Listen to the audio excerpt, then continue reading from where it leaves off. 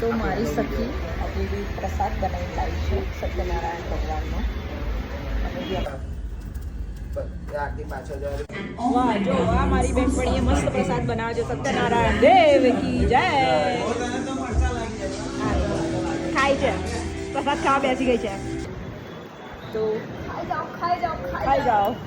અમે હમણાંના બહુ જ ઓગસ્ટ મંથ અમારો એવો છે ને કે અમે ખાવા માટે જીવીએ છીએ. ઓગસ્ટ મંથ એવું છે, જોઈ શકો છો. વાહ વાહ વાહ વાહ.